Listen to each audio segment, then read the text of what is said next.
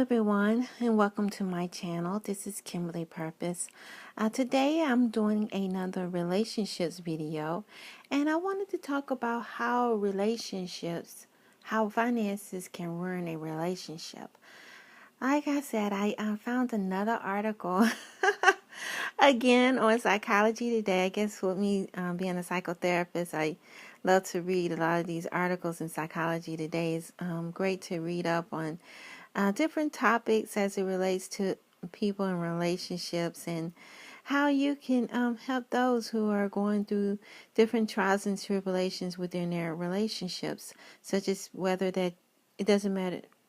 This can be applied to anyone who is married or boyfriend or girlfriend, or living together, but this particular issues that often comes into play when people are into a relationship and starting to get to know each other, especially when you start to live and be with the person and living under the same roof.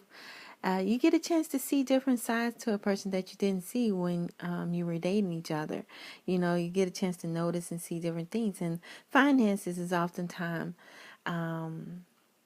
something that many couples have issues within the marriage, especially if each person has different ideas or ideologies of how things should be managed within a home.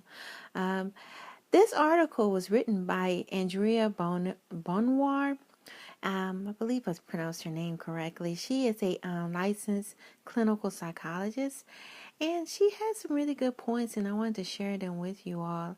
I guess the first thing that people don't realize when they first get into a relationship and they move in together, like whether you get married or you decide to move in together, you don't get a chance to see the big picture. You might not get a chance to see all the baggage that a person may have, when you're dating a person. A lot of times, when you're dating a person and you're not living with them, you might only just see a certain side to that person. But when you move in with the person, you get a chance to see the whole thing, things that were once hidden. For example, you might think, didn't realize that a person might procrastinate on their bills, and they might have a lot of credit issues and financial issues that you didn't know about. That's why it's a good idea to get to know a person in more depth before you move in or marry a person. It's a good idea to sit down and talk to each other about the finances as well. If this person is very secretive and don't want you to know certain things about their finances, but yet they want you to move in with them and want you to share and flip the bills, then you might want to be a little bit skeptical and dig deeper to try to see and understand what you're getting yourself into. Because a lot of times if you jump into a relationship and you get married or decide to move in with a person, you might bite off more than you can chew. Person might have more depth than you thought they did, or may not be good with their money. They like to spend and buy things when you know that you're on a limited budget. The second thing that you must look out for is whether or not, like I said before, is secrets. That's a big problem.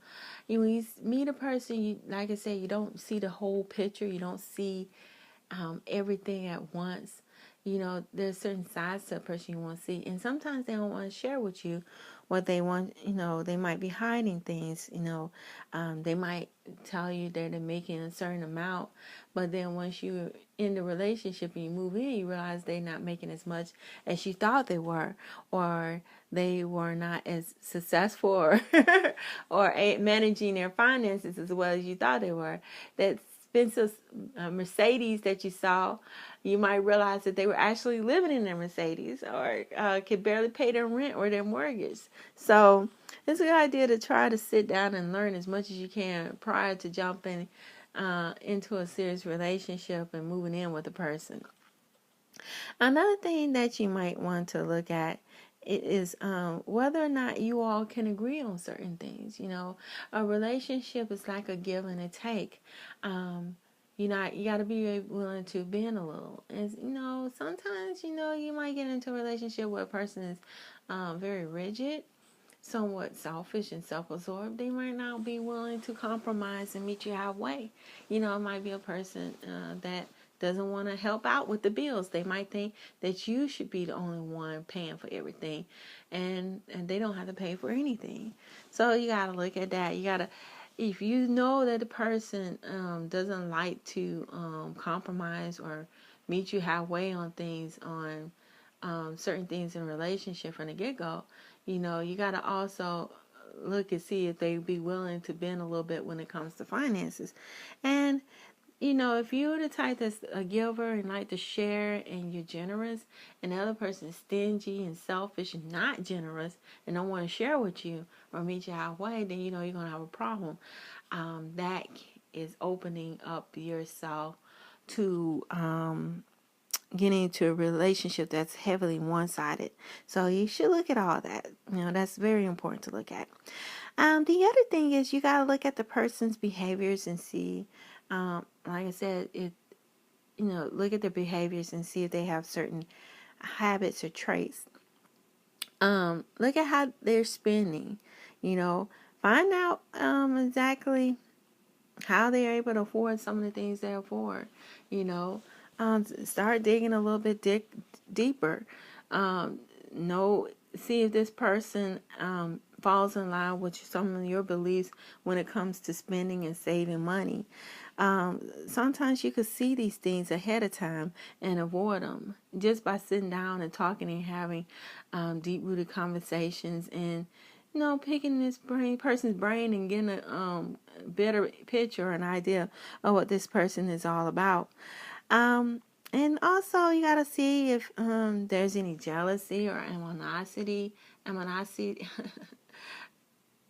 any resentfulness between you and that person. You know, you don't want to be with someone who is jealous of what your success, and they might not be as successful in trying to backstab you. Or you want to be with someone who is like-minded and, you know, are supportive both of your needs and your wants, and it's happy for you when you're doing well and not jealous and trying to manipulate and do things that can mess up the finances just because they want to get back at you. But these are some of the things, tips that you can look out for as far as finances and in relationships. You know, some of the things you can look out for. Because like I said, those are very important. You know, in the past, I was in a relationship with Annette's, and we didn't meet eye to eye on finances. At first, when we were dating, he was making a lot more than me, and then as I became more educated, got my college degree and graduated and started making money, he had a problem with that, and we began to clash when it came to finances. You know, he'll go out and buy things like a motorcycle behind my back, and we're on a tight budget, you know, and he wanted me to flip the bill and want me to pay out more because he made the stupid decision to buy a motorcycle when he know he already had a car note already that he's paying for, and I also had a car note as well, and that will put a bigger strain on the finances, but he didn't seem to see it that way. So, like I said, ladies and young and men, you know, it's very important to look at the finances. This has nothing to do with the genders. It could go both ways. You know, it's good to look at things, look at the bigger picture. You know, when you're dating someone, you know, it's one thing, but when you're actually living with a person and being married to a person, it's a whole different ball game. You get a chance to see everything, the good and the bad. And finance is one of the biggest reasons why a lot of people have problems in relationships. You know, they don't have the same belief system or the same drive or the same habits when it comes to managing our money and finances. And unfortunately, some couples end up breaking up over this,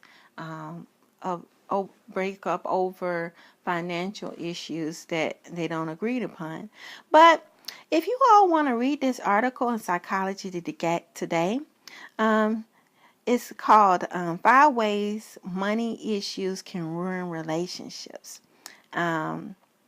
So these are some of the tips that the Dr. Bonnoir had put in this article, and I'll definitely put a link, and hopefully you all enjoy it. But if you like this video, feel free to like and comment and put your comments below, and I would love to hear from you guys. Until next time, peace and be blessed. Bye bye.